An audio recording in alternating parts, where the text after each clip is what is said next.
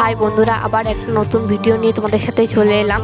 দিনটা ছিল আমার জন্মদিনের দিনকে। সকাল সকাল ঘুম থেকে উঠে, তখন ঘড়ির কাঁটায় বাজে 6:30, আমি ঘুম থেকে উঠে স্নান করে চলে এসেছি।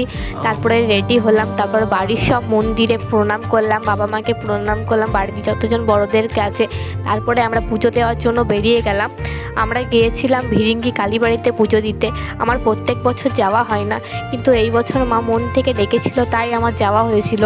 আমি কাকুর কাছ থেকে পুজোর জিনিস বাইরে কিনে নিয়েছিলাম। যারা যাওনি দেখবে, যে ঘুরে আসবে, অনেক সুন্দর হয় ওখানে, পুজোর কেনাকাটি সব পাওয়া যায়। তো আমরা বাইরে থেকে নিয়ে নিলাম, তারপর নিয়ে ভিতরের দিকে যাচ্ছিলাম পুজো দিতে। তো ভিতরে অনেকটাই ভিড় হয়েছিল, কারণ দিনটা ছিল শনিবার, আর শনিবার মঙ্গলবার অনেক ভিড় হয়।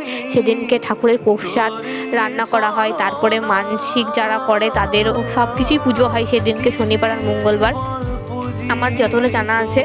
আর সেদিনকে অনেক ভিড় হয়েছিল। তারপরে মায়ের পুজো দিলাম, মায়ের দর্শন করলাম, মনটা একদম ভরে গেল। মাকে দেখে আমার তো চোখে জলই চলে এসেছিলো।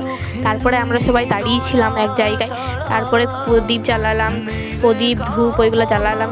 সব মন্দিরে প্রদীপ দিয়ে এলাম, ধূপ দিয়ে এলাম, কারণ ওখানে অনেক মন্দির আছে। তারপর বট গাছ, জোর গাছ, সব গাছই আছে ওখানে। অনেক সুন্দর ভিতরটা, তোমরা গেলে একদম মন ভরে যাবে, মানে আসতেই চাইবে না ওখান থেকে। আমার তো গেলে আসতেই মন চায় না। তো ওখানে সব জায়গায় ঘুরে ঘুরে পুজো দিচ্ছিলাম, আর বাবা আমার সাথে যাচ্ছিলো, আর মা পেছনে ক্যামেরা করতে করতে আসছিলো। তাই মাকে বলেছিলাম একটু ভিডিওটা বানিয়ে দেবে, আর বাবা আমার সাথে গিয়েছিলো। তারপরে সব মন্দিরে, ওখানে সমস্ত রকমের মন্দির আছে, সেখানে ঘুরলাম, পুজো দিলাম। আর তোমাদের ভিডিওগুলো কেমন লাগছে আমাকে কমেন্ট করবে। আরও ভিডিও তোমাদের সাথে আসছে, আমাকে ফলো করতে কেউ ভুলবে না, আর আমাকে ভিডিওগুলোতে একটু সাপোর্ট করবে তোমরা। তখন